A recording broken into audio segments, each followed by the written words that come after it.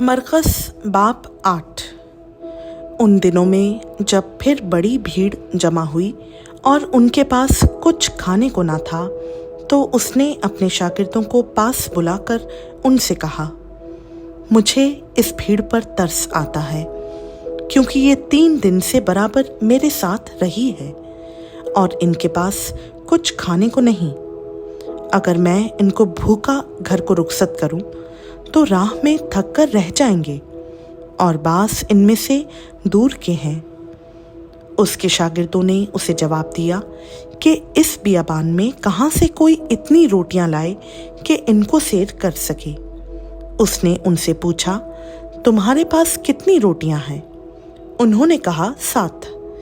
फिर उसने लोगों को हुक्म दिया कि ज़मीन पर बैठ जाएं, और उसने वो 7 रोटियां लीं और शुक्र करके तोड़ी और अपने शागिर्दों को देता गया कि उनके आगे रखें, और उन्होंने लोगों के आगे रख दी। और उनके पास थोड़ी सी छोटी मछलियां थीं। उसने उन पर बरकत देकर कहा कि ये भी उनके आगे रख दो। बस वो खाकर सैर हुए और बचे हुए टुकड़ों के 7 टोकरे उठाए, और लोग 4000 के करीब थे। फिर उसने उनको रुखसत किया और वो फिलफौर अपने शागिर्दों के साथ कश्ती में बैठकर दलमनूता के इलाका में गया। फिर फरीसी निकलकर उससे बहस करने लगे और उसे आजमाने के लिए उससे कोई आसमानी निशान तलब किया। उसने अपनी रूह में आह खींच कर कहा, इस ज़माना के लोग क्यों निशान तलब करते हैं? मैं तुमसे सच कहता हूँ कि इस ज़माना के लोगों को कोई निशान दिया ना जाएगा।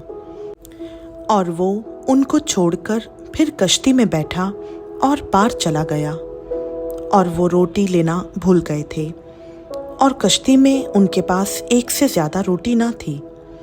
और उसने उनको ये हुक्म दिया कि खबरदार फरीसियों के खमीर और हेरोदेस के खमीर से होशियार रहना। वो आपस में चर्चा करने और कहने लगे कि हमारे पास रोटी नहीं। मगर यीशु ने ये मालूम करके उनसे कहा, तुम क्यों ये चर्चा करते हो कि हमारे पास रोटी नहीं? क्या अब तक नहीं जानते और नहीं समझते? क्या तुम्हारा दिल सख्त हो गया है? आंखें हैं और तुम देखते नहीं, कान हैं और सुनते नहीं, और क्या तुमको याद नहीं जिस वक्त मैंने वो 5 रोटियां 5000 के लिए तोड़ी, तो तुमने कितनी टोकरियां टुकड़ों से भरी हुई उठाई? उन्होंने उससे कहा, 12। और जिस वक्त 7 रोटियां 4000 के लिए तोड़ी, तो तुमने कितने टोकरे टुकड़ों से भरे हुए उठाए? उन्होंने उससे कहा, 7। उसने उनसे कहा, क्या तुम अब तक नहीं समझते? फिर वो बैतसैदा में आए और लोग एक अंधे को उसके पास लाए और उसकी मिन्नत की कि उसे छुए। वो उस अंधे का हाथ पकड़कर उसे गांव से बाहर ले गया और उसकी आंखों में थूक कर अपने हाथ उस पर रखे और उससे पूछा, क्या तू कुछ देखता है? उसने नज़र उठाकर कहा, मैं आदमियों को देखता हूँ, क्योंकि वो मुझे चलते हुए ऐसे दिखाई देते हैं जैसे दरख्त। फिर उसने दोबारा उसकी आंखों पर अपने हाथ रखे और उसने गौर से नज़र की और अच्छा हो गया और सब चीज़ें साफ साफ देखने लगा। फिर उसने उसको उसके घर की तरफ रवाना किया और कहा कि इस गांव के अंदर कदम भी ना रखना। फिर यीशु और उसके शागिर्द कैसरिया फिलिप्पी के गांव में चले गए, और राह में उसने अपने शागिर्दों से ये पूछा कि लोग मुझे क्या कहते हैं?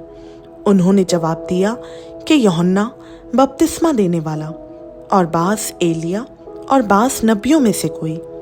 उसने उनसे पूछा, लेकिन तुम मुझे क्या कहते हो? पतरस ने जवाब में उससे कहा, तू मसीह है। फिर उसने उनको ताकीद की कि मेरी बाबत किसी से ये ना कहना। फिर वो उनको तालीम देने लगा कि ज़रूर है कि इब्ने आदम बहुत दुख उठाए اور بزرگ اور سردار کاہن اور فقیہ اسے رد کریں اور وہ قتل کیا جائے اور 3 دن کے بعد جی اٹھے۔ اور اس نے یہ بات صاف صاف کہی۔ پطرس اسے الگ لے جا کر اسے ملامت کرنے لگا، مگر اس نے مڑ کر اپنے شاگردوں پر نگاہ کر کے پطرس کو ملامت کی اور کہا، اے شیطان، میرے سامنے سے دور ہو، کیونکہ تو خدا کی باتوں کا نہیں بلکہ آدمیوں کی باتوں کا خیال رکھتا ہے۔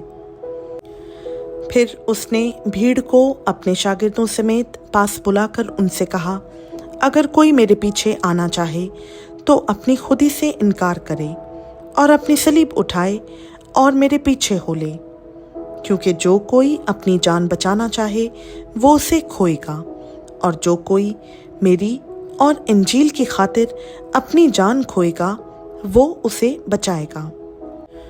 اور آدمی اگر ساری دنیا کو حاصل کرے اور اپنی جان کا نقصان اٹھائے تو اسے کیا فائدہ ہوگا؟ اور آدمی اپنی جان کے بدلے کیا دے؟